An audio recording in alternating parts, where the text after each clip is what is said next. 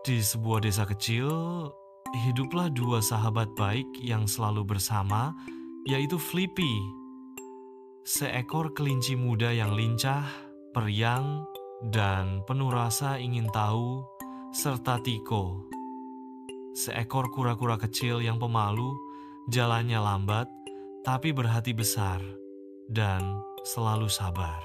Keduanya selalu menemukan cara untuk saling melengkapi.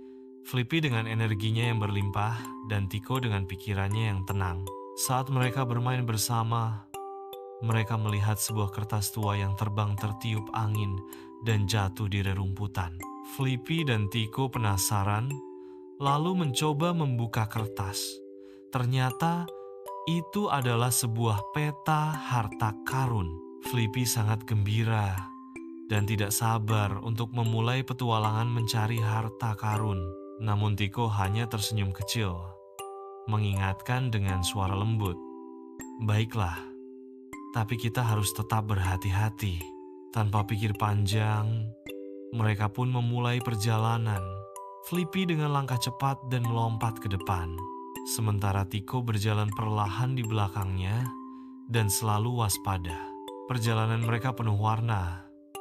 Mereka melewati padang rumput berbunga yang dipenuhi kupu-kupu indah, menyeberangi sungai kecil yang jernih, bahkan melalui jembatan kayu tua yang berderit hampir roboh. Flippy hampir jatuh karena terlalu semangat, tapi Tiko dengan sabar memegangnya.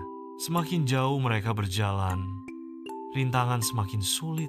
Mereka harus melewati semak berduri, bahkan menghadapi hujan deras yang tiba-tiba turun.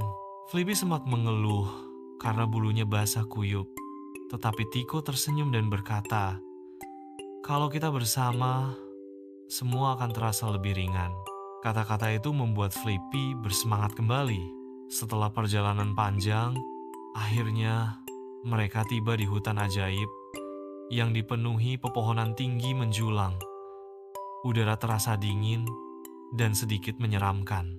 Di tengah hutan, mereka menemukan sebuah gua gelap dengan cahaya samar yang berkilau di dalamnya. Flippy berhenti sejenak. Telinganya bergetar karena rasa takut. Sementara Tiko melangkah perlahan, lalu meraih tangan sahabatnya sambil berkata, "Aku tahu kau berani, Flippy, tapi ingat, kau tidak sendiri. Aku bersamamu."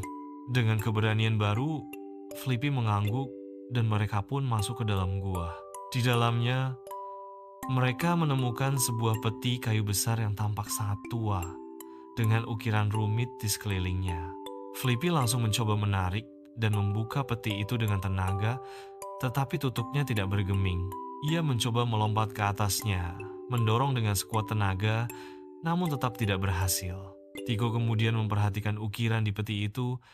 Ternyata ada teka-teki tersembunyi berupa pola sederhana yang harus disusun. Dengan penuh kesabaran, Tiko memutar dan menyusun pola itu hingga akhirnya terdengar bunyi klik lembut. Peti itu pun perlahan terbuka. Flippy terkejut karena di dalamnya tidak ada emas, melainkan sebuah buku yang bersinar.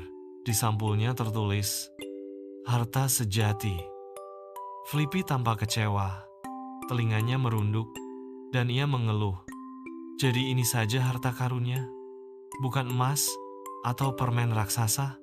Namun Tiko tersenyum lembut, membuka halaman pertama, dan membaca dengan suara tenang.